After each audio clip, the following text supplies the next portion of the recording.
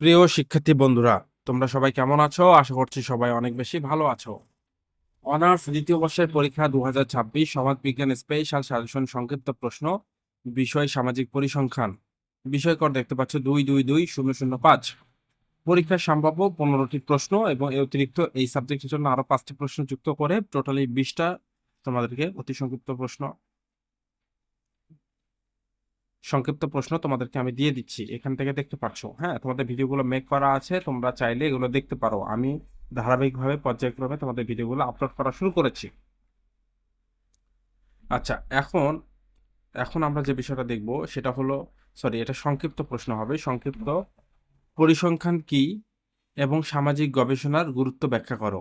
সামাজিক গবেষণার গুণগত এবং পরিমাণগত পদ্ধতির মধ্যে পার্থক্য লিখো।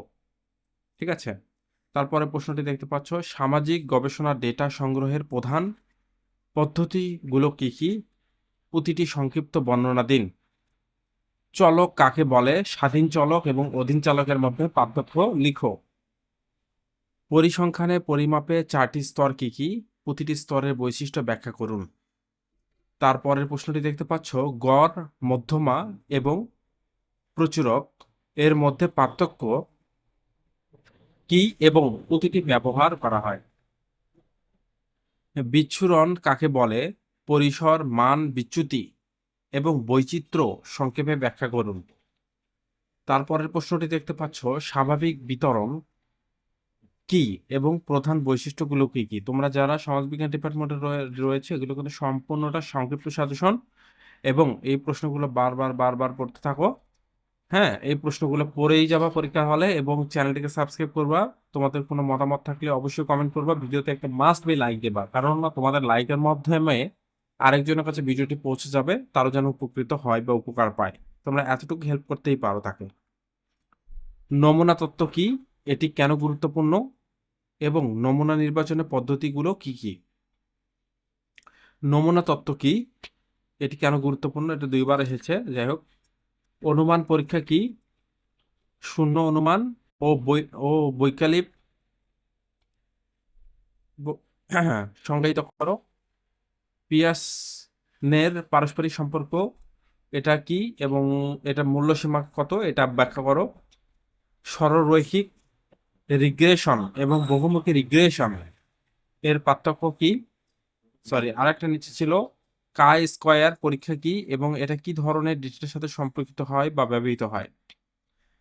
টি পরীক্ষা কি? এক নমুনা টি পরীক্ষা এবং নমুনা টি পরীক্ষার মধ্যে পার্থক্য। এটা প্রশ্নটা দুইভাবে আসতে পারে, শুধুমাত্র টি পরীক্ষা কি এটাও আসতে পারে, এক নমুনা অথবা নমুনা টি পরীক্ষার পার্থক্য লিখো। গবেষণার মান নির্ধারণ ও কার্যকারিতা কেন গুরুত্বপূর্ণ, এর ধারণগুলো সংক্ষেপে ব্যাখ্যা করো।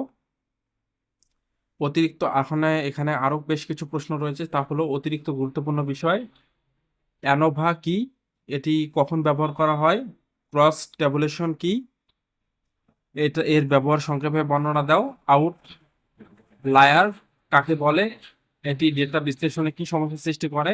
ডেটা স্ট্যান্ডার্ড ডাইজেশন কেন প্রয়োজন? কিভাবে করা হয়? পরিসংখ্যানে পি মান কি এবং তাৎপর্য বর্ণনা করো। এই ছিল অতি সংক্ষিপ্ত প্রশ্নগুলো।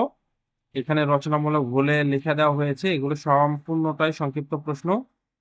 এগুলো ভালোভাবে পড়তে থাকো, ঠিক আছে?